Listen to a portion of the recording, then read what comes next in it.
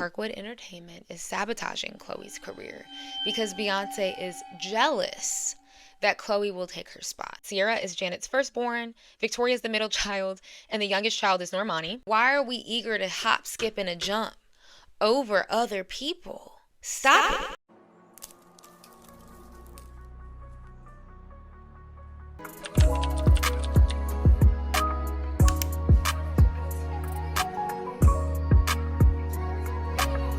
Hey guys, it's your girl Cameron and I'm back at it again with another video. And today we are going to be talking about the obsession of daughters and sons in the industry and the unoriginality of newer artists. Or are us as audiences stuck in the past? Over the years, there has been a constant obsession with music to brand a new artist's name with a legend. It becomes intertwined. It's the hot comparison. These conversations are being had more frequently due to the internet. All of us being more interconnected and being able to closely follow artists' journey as they break through the industry. And the term daughter has been born, where a pop girl or a singer alike in general are assigned a pop star parent at their career's birth, somebody that they replicate or were born out of. I mean, remember the time when Ariana was branded Mariah's mini-me, her replacement, and now Sabrina Carpenter is being branded the new Ariana Grande. Look at Tate McRae. Some people are saying she's this generation's Britney Spears. Don't shoot the messenger, I didn't say it. While when Britney came out, a lot of people were trying to say that Britney was the new age Madonna. This is a cycle that we continuously see. So today, I want to dive into the world of daughters and sons. And Nicki Minaj just said it at timer 20. These girls are my son. So you guys already subconsciously know exactly what I'm talking about. And with Halsey's new album, The Great Impersonator, releasing October 25th, the concept reenacts singers of the past, whom she cites as inspirations. And this has left audiences somewhat divided. Some people enjoying the concept, while others are confused as to why she would want to replicate said legends.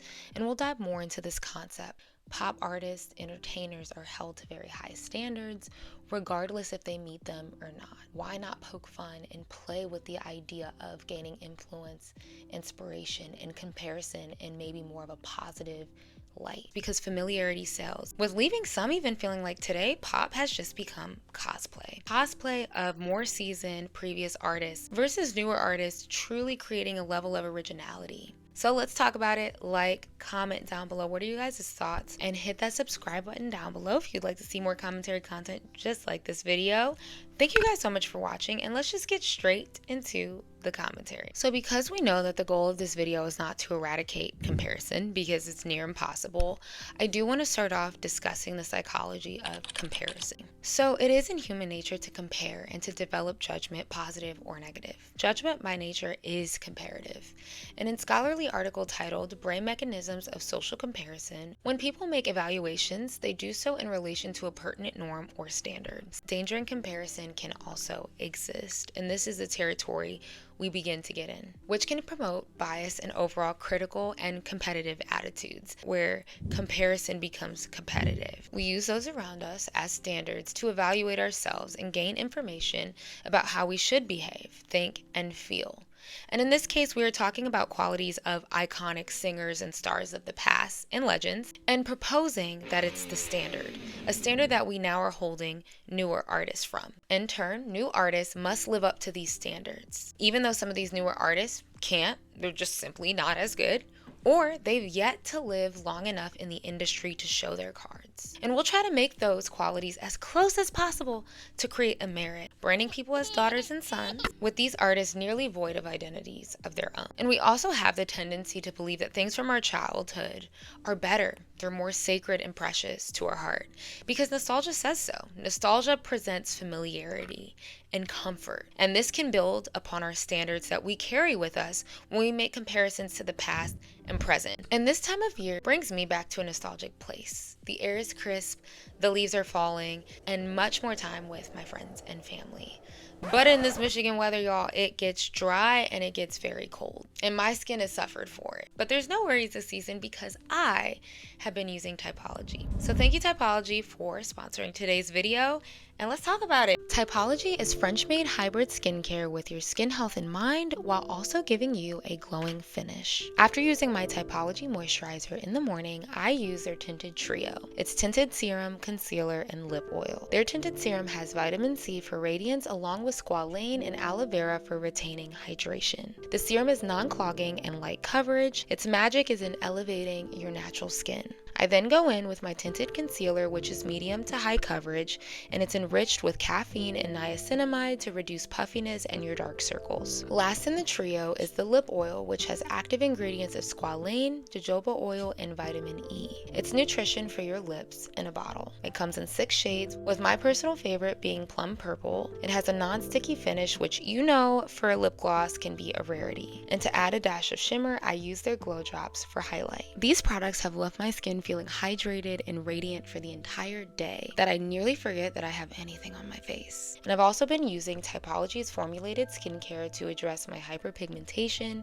and my skin dehydration. I took the diagnostic quiz on their website, which asks you a host of questions with your skincare concerns in mind. From prescribing me cleansing oil, exfoliating gel cleanser, serums, and nourishing moisturizer, Typology has helped me flawlessly craft my skincare routine from top to bottom. For my lovely viewers, you can find my link below to give Typology a try. And with your order of $40 or more, you will also receive a free biphase eye makeup remover.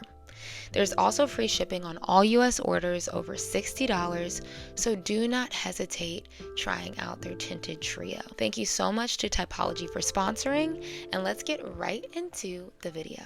So let's talk about some examples of artists in comparison. Present, past, arguments I'm seeing today. Tap in. So the conversation for comparison when we talk about specific artists, I believe can exist in a healthy manner. When we point out a previous icon and how they've influenced a generation.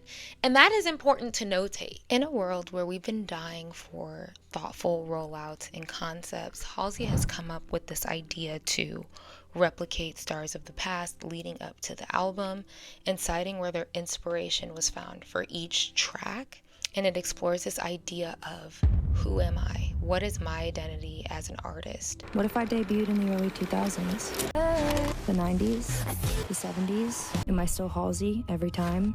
In every timeline? I spent half my life being someone else.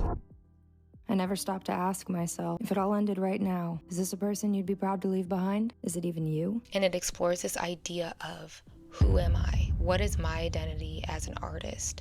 Have I been myself? Have I found myself? Which is essentially what we're talking about today. And with artists and musicians specifically, it is inevitable to be compared to your predecessors. I find it interesting and quite fascinating that she's exploring this concept because it really ties into this idea of comparison that's almost inescapable. So if it's inescapable, why not lean into that? Why not lean into the quote impersonation, the influence, and really make it on the nose? Hey, I'll take a good concept. We've discussed this briefly in other videos, but Janet Jackson is someone whose influence is now starting to be recognized in a way that it wasn't previously. I mean, she was basically blacklisted from the industry for a period of time, but even in her prime, we're not always merging how she's influenced the next generation of icons. And she's a subject of this conversation. Mother-daughter. All the time. I've seen discourse in articles, music journalists saying that Janet Jackson birthed artists like Aaliyah, Sierra, Beyonce, that without Janet Jackson, these artists would not exist in the way that they do, insinuating that those are Janet's daughters, full stop. And even from this phrase, you can hear the cyclical argument happen, because you heard that and you could also say, well, Aaliyah birthed an entire generation of R&B artists, which I talked about in one of my previous videos, right? So there's daughters of daughters, sons of sons, mothers of mothers, to the point where it's like, is the conversation framed this way relevant? So we can always say that there's this inspiration loop that happens with creatives. That I think should be noted, but artists should not be indebted and chained to that for the entirety of their career. The only time that I think it deserves to follow you is when an artist consistently copies an icon and they never fully shape an identity of themselves. You're trying to recreate moments instead of creating your own moments. And we'll talk about some examples because there's a couple of them. Now back to Janet briefly. When Victoria Monet released her music video for All Right, somebody tweeted, Victoria Monet is Janet Jackson's first daughter. Guys, first. Not second, not third, not fourth. First daughter. And obviously this caused a lot of conversation because as we just discussed, Janet has influenced other artists who have gone on to become legends in their own right. Someone quoted it, ping pong back, saying Janet actually has daughters that have daughters.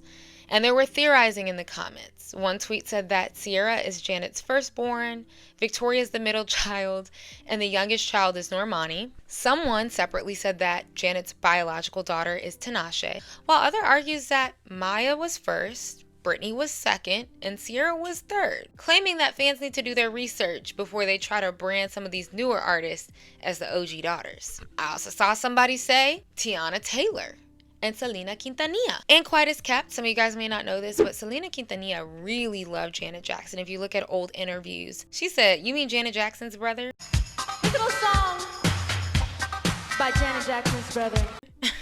She didn't play about Janet Jackson. I think sometimes inspiration and influence is overstated, but as you can see, this shows that you can really debate this stuff and put it on hierarchies and talk about the impact of someone's influence on someone's career. And as valid as all of these comparisons are, Britney, for example, would go on to create a slew of her own moment, making her into a legend outright.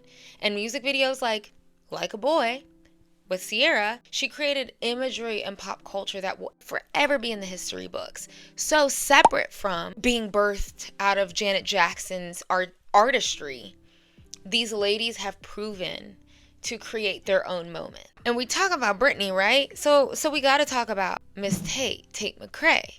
People are saying that Tate is the Britney Spears of this generation. Record scratch. Before that, there was the media trying to convince us that Britney was like a new age Madonna. That was who they were comparing her to. And decades later, we started to give Janet more credit for the inspiration that she's had on Britney's career.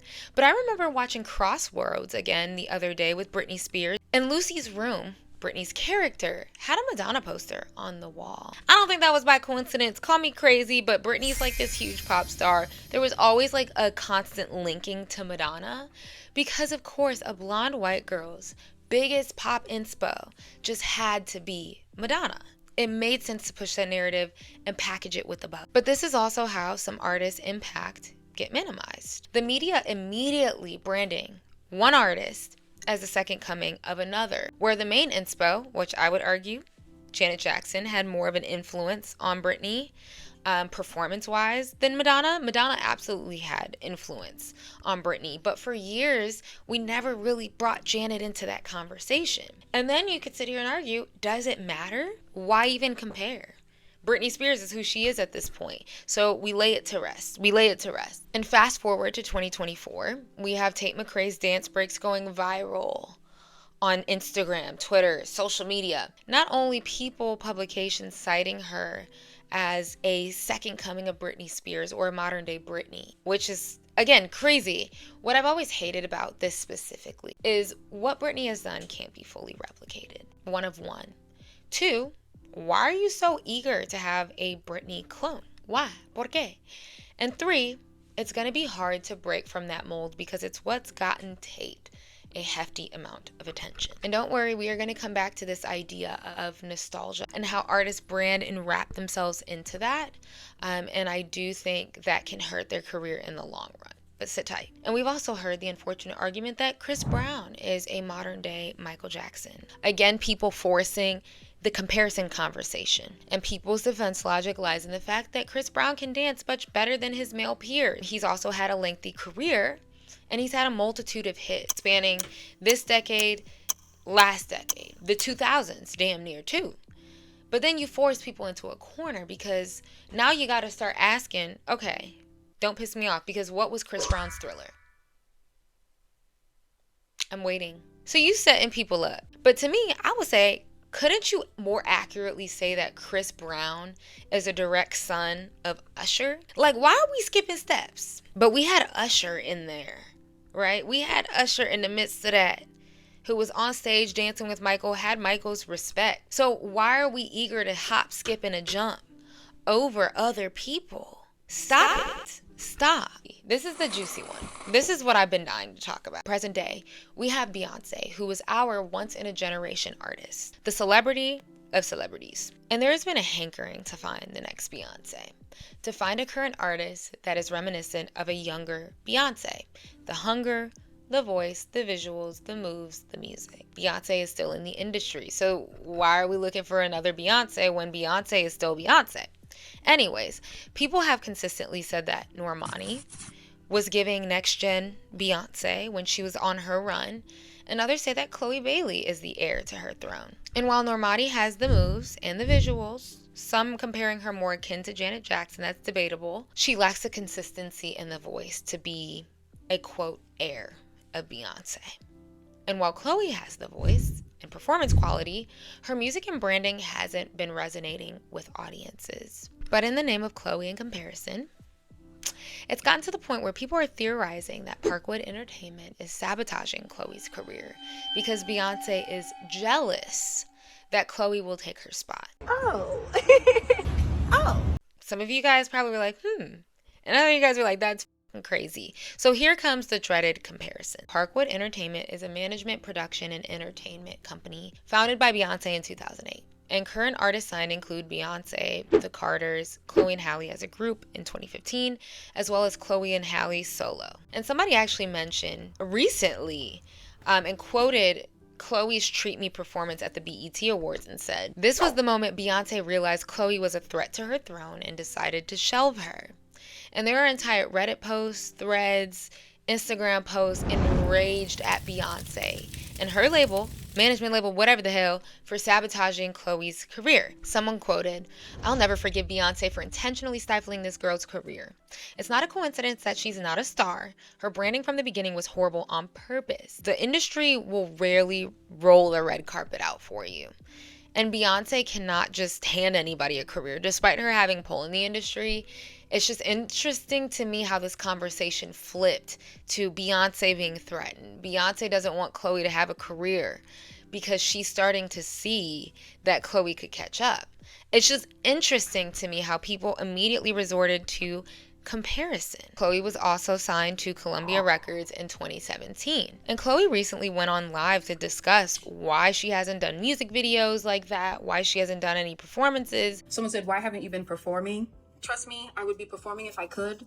The thing is that money goes into performances. So, and you have to get budgets approved and things like that. If I could, I'd be performing everywhere. And some people blamed Parkwood for that. In my little digging, it shows that Parkwood on LinkedIn, on their Instagram pages, that it is a production, management, and entertainment company. It doesn't say record label. So if that's the case, and Parkwood Entertainment has 51 to 200 employees, according to LinkedIn, Beyonce is not the only person at the head of the table. There's other people employed, there's other people making decisions, and Beyonce is still a very active artist. But now we're starting to resort to the fact, this comparison, because people think that Chloe is the next to Beyonce's heir. She is this generation's potential Beyonce. They're mad at Beyonce, who's already, right now, still Beyonce, selling out arenas. They're mad because she's not doing enough to facilitate her career. So in my opinion, due to the confusion in this scenario, I feel like none of us have enough or should have too much of an opinion because we don't know the exact terms of their business agreement. But I had to bring this up because this has been a very hot topic in the last month. And this goes into the conversation of artists should never sign to other artists. People say this a lot because they're artists first, especially if they're still active in the industry. We could talk about OVO, what Drake is to OVO. We could talk about Young Money.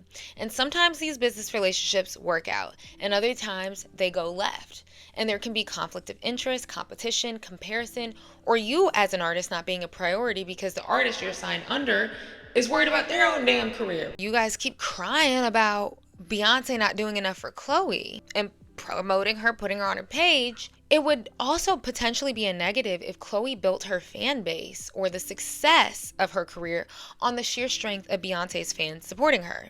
That is a terrible idea. Signing to another artist or heavily affiliating with another artist can result in your fan base being built upon the backs of another fandom, naturally leading to comparison. This is where we start getting into the territory of, I think some artists do it themselves. We could talk about Ice Spice or even JT as of recent. Ice Spice, for example, was good for a while on her own. The shock factor was carrying her career without a lot of affiliation. But through fan beef with other artists, and affiliation to somebody like Nicki Minaj, it appeared that Nicki Minaj's fan base created a large backbone and push for Ice Spice. Or you can interchange it with JT a little bit. I think JT's a lot more talented, so I'm just saying. And when there was a suspected beef between Nicki and Ice Spice, or even JT and Nicki, many Barbs have rescinded their support. And these ladies, specifically Ice Spice, were left with a less reliant fan base because they seemingly interconnected their brands for a period of time to this bigger artist to prop themselves up to build a fan base, which is extremely unreliable, especially when you're dealing with Barbs who are always going to take Nicki's side. But this is a tale to tell. Constant comparison, especially to legends, hardly ever creates favor for you in the long run. It creates drama, disdain, and resentment amongst fans and artists even themselves. So building your bat off of a legend's fan base or off of an established artist fan base can only work for so long, because only for so long are you going to be able to be your own entity. People are going to start wrapping you, your talents, your aesthetic, your artistry. It's going to be naturally compared. And we see that there's also a level of flattery, but also amounts of enormous pressure when artists come out, right? When they debut, they come out the gate swinging, being compared to greats. We can think of Ariana Grande's debut era, which was a golden time. But a lot of people would say Ariana is Mariah's daughter through and through. She's my number one vocal inspiration. Obviously, she's mother. That is mother. And not even that, going as far to say that Ariana is the new Mariah Carey. Like, get this lady out of here, which is freaking crazy. Clearly, they're my two faves. Yeah, but this comparison absolutely did help boost Ariana's name in the media. However, older music fans hated the comparison and hated and disliked Ariana for it for the longest. But it arguably did put Ariana Grande into the conversation. On the flip, this also created a level of annoyance for Mariah Carey because every interview, y'all are like, oh, so what about this new girl? Okay, now Mariah, Ariana Grande, they always say she's a young Mariah. How do you feel about those comparisons? First of all, I'm still young because I discount numbers, but I wish everybody all the best of luck. And if this is a career path that they choose, hope that they can achieve longevity. Because, Jay-Z always says, don't compare me to nobody. I'm offended. Jay-Z said a lot of things I agree with. Respectfully, and I understand why, Mariah was like, I don't give a damn. Stop asking me about this. Stop trying to replace me. Women specifically have a shorter lifespan in the industry. It's harshly affected by their youthfulness, their beauty, and freshness. There's a constant need to humble them, and how does the industry do this? Through comparison. As a female artist in this industry, when you first come out, the natural thing for everybody to do is just to compare it to what's already out there. When Mariah first came out, they compared her to Whitney. When Whitney first came out, they compared her to Aretha. And when Christina came out, Mariah and JoJo. But I really just can't wait for people to hear the rest of the music and the rest of the album so that they can know what Ariana's about. Labels trying to bring in another girl that's similar. Oh, we can go the Mariah Carey route. We can go the Nicki Minaj route. We could do this, we could do that. And it ultimately only works out for everybody for so long. People thought, well, Mariah's voice isn't what it was, so let's replace her. Ari was viewed as a new shiny trophy in the trophy case. And quite as kept, when you listen to early Ariana's music, if you actually listen, you can hear a difference in her tone. What's your take on the Mariah Carey comparison? I think that when you listen to my whole album, you get to know my sound in a different way, and it is different. Our tones are actually quite different also.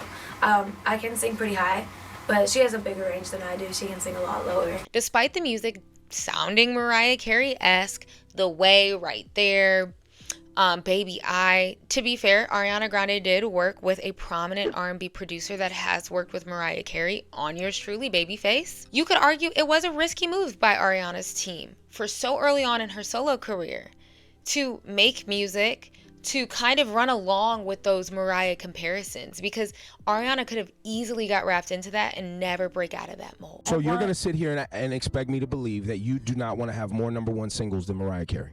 I think that's a ridiculous goal. That's why I don't like to compare, because it's like I don't want to A, be let down, or B, like, I don't know. I want to do me. But Ariana Grande had enough talent on her own that she didn't have to rely on nostalgia gimmick or her name being attached to a legend to sustain a career. Ariana started to create her own moments, her own sound, and she's earned her own respect, but she also had the talent to do so. So Sabrina Carpenter, a lot of people say that she is Ariana's daughter. And we've seen more and more people attribute Sabrina's success to an early Ariana Grande. Her name constantly comes up. The vintage vibe, the height, the shortness, the tall pumps, the sonic themes, and vocally similar occasionally. A lot of the conversations I'm seeing have been positive, but I'm trying to note a pattern. It is inevitable. And as I do agree that there is Ariana inspiration there, I've noted it myself. I've also put an effort to allow Sabrina Carpenter to define her own qualities versus immediately going into, is this Ariana Grande 2.0? No. But it's okay to accept that no one will ever be exactly that. They will never be the other person. And the past is the past, and the present is the present. So let's step back and let them develop their own identity. And there's even people arguing in comments if Sabrina is more of Taylor's daughter than she's Ariana's daughter. Lyrics versus the sonics and vocals. And although these conversations can be very fun in nature, like they're not inherently bad, when taken too seriously, it can be a disservice to all of the artists involved. Especially be a disservice to the newer artists, because an identity is often slapped onto your back, making it harder for you to break off and to get your own respect separate from these other icons and legends. And I think I said Taylor Swift. Speaking of Taylor Swift, we gotta talk about Olivia Rodrigo. Artists can unintentionally or intentionally pigeonhole themselves into comparison by continuously citing somebody as their inspiration. She is a quintessential example of this. I think she's breaking out of it in real time.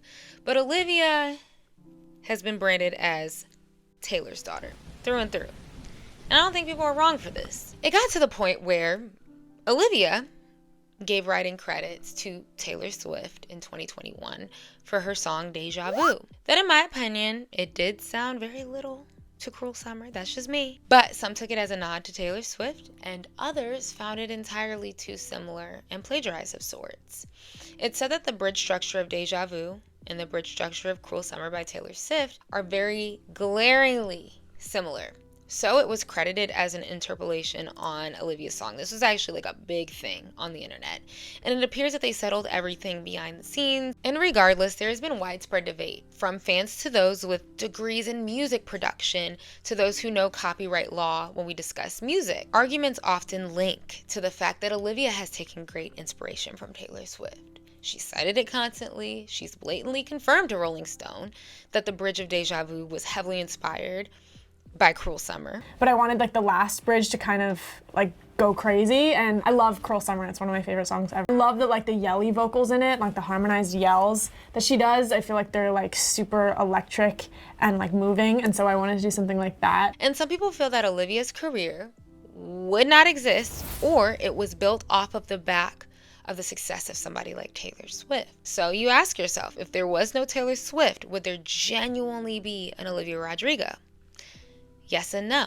Because this logic can apply to a multitude of artists. I do believe if you're chosen, you probably would have found your way somehow.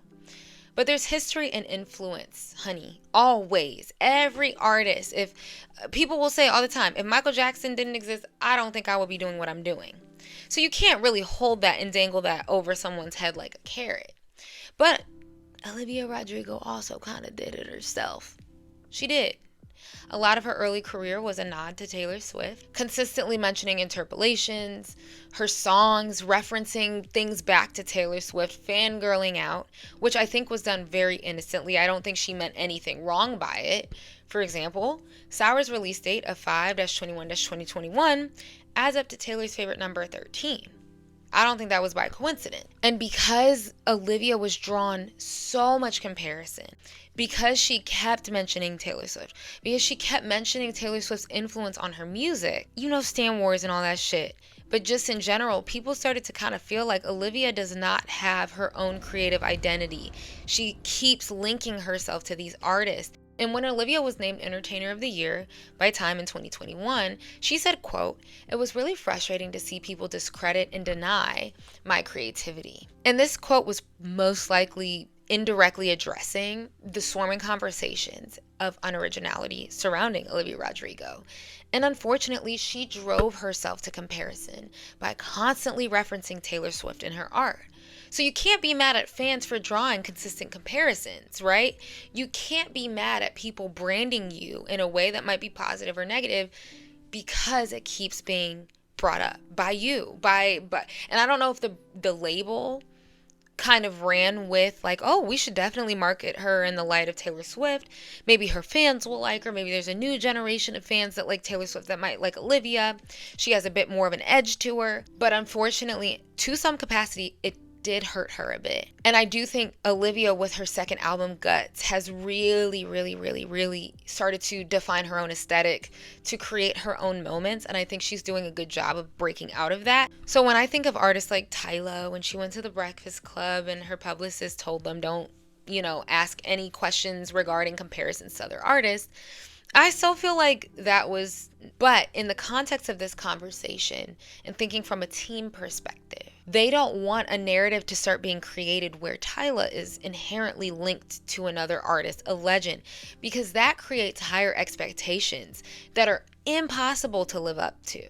So I understand that as well, trying to make you. I don't want to be attached to somebody else because A, I'm me, and B, I can never live up to what Rihanna did. I will never do exactly what Beyonce did. I will never do exactly what Ariana or Taylor Swift did. So short-term gratification, it makes sense to get close and cozy and fuzzy to these people, and it's flattering at first, but always think in the long term, what is going to be my mark? What is my purpose? And what makes me unique? What makes me me? And that's not just with music. I advise all of you guys in your everyday lives to find that, truly. And don't worry, I'm not going to leave out the boys. We got to talk about Harry Styles. People are always talking about, oh, Harry Styles is this generation's Elton John. Harry Styles began exploring gender fluidity, exploring ideas of masculinity and femininity, which I'm glad about. I am not mad about that. But all of that equaled Elton John. People saw a flashy jumpsuit with sequins.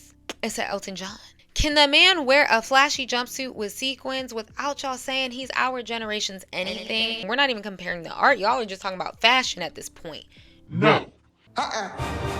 Stop. Stop. To kind of wrap this discussion up, I want to end with the nostalgia conversation and how we see newer artists having to cling onto nostalgia in order to remain relevant, because that is what sells. As much as we complain about it, nostalgic movies are bringing people to the box office. Nostalgic media is what's keeping people clicking. It produces numbers. So I get it. I'm not demonizing anybody who does it. So yeah, if Tate McRae uses a bunch of sickening Britney references in her new music video for It's Okay, I'm Okay, whether people live for it or hate it, it gets people talking and it makes people passionate. Whether it's in defense of an icon like Britney or it's in defense of a newer artist like Tate McRae. When that video dropped, half of everyone was gagged, okay? And a large crowd didn't get the hype around Tate. And they felt like she was disingenuous artistically. So when Tate walked the VMA carpet, I think that was before the video released, she wore a Britney Spears inspired dress. And someone said, remember when the VMAs used to be about making your own moment? Now artists just pay homage or wear copies of what icons wore before. And this goes to the fact that you don't always have to pay homage. You don't. If people keep attaching your name to Britney Spears, that's enough of the attachment. There's been a lot of comparisons to Britney Spears as well. How does it feel to be compared to an icon like that? I mean, I honestly take it as a compliment. I think she's one of the most incredible performers of the 2000s. I thought that video was sickening, but when I saw people consistently bring up Britney, I'm like, dang, okay, she's gonna have to find something a little bit more unique for the next one, or else this is gonna start becoming a bit of a stain on her career. I think it's one thing to be inspired, and I think it's another when it's just constant recreation. And I'm not just saying this in respect to Tate McRae. I think she's very talented, but this is just in general. I think of artists like Normani, who I think innocently in the beginning of her solo career, Motivation was a nod to early Y2K culture. She was recreating some Beyonce looks. She was recreating the certain things. Then she did the VMA performance where she did the Janet Jackson performance ode, bar for bar, move for move. Innocently, I believe. But I also think that constant replication of nostalgia did create a level of expectation on her that she has it in her to be this. And so when she didn't measure up to this, people were a lot more disappointed.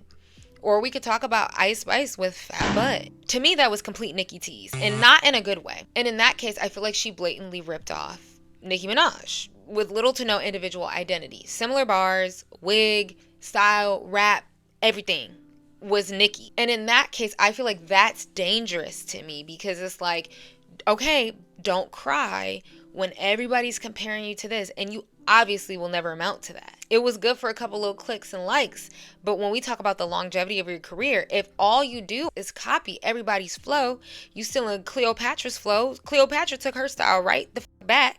Who are you? Versus, in the name of Nicki Minaj, I think some of y'all take things a little bit too far. Y'all will brand people as a straight knockoff or copycat when a girl raps theatrically, as if she stole Nicki's whole career. Like, yes, that theatrical nature absolutely was probably Nicki inspo. But to be like, it's a ripoff? Not quite. Because you can build upon the greats. You are allowed to be inspired as an artist and take inspiration without fans and critics having to automatically, eagerly attribute your success and talent to weighing off the back of another artist. And I think that's where that fine line exists that you guys do a lot. Art pulls from inspiration. Artists rarely are 100% original, subconsciously and very consciously. While ideas can come and go from a place that you can pinpoint, and you can't. Artists have a library of references. Do you remember every movie that you've ever seen? Do you remember every song you've ever heard? But it might live in your subconscious. What was that one song I heard in 1982? What was that one movie I watched when I was 5? You probably can't name it. While there's other moments and bodies of work that you can specifically pinpoint and cite, and you know where you got that direct inspiration from. Art is forever evolving, so we do have to leave artists room to grow into their identities, while not expecting them to be indebted to their inspiration either. We want to detach ourselves from the comparison shackles, but we can't, because it is a part of human nature. I just think it's the way we engage in it. So in conclusion, what do you guys think about comparison with newer artists? A lot of people say that we're in a pop renaissance right now, while others say that the new pop girls and boys are nearly carbon copies of what has been done before, with little individual aspect. And I really want to hear your guys' takes on that, because I do think that's a bit debatable for people. So let's talk, let's chat. Hit that subscribe button down below if you want to see more commentary content just like this video. And also, guys, check out Typology.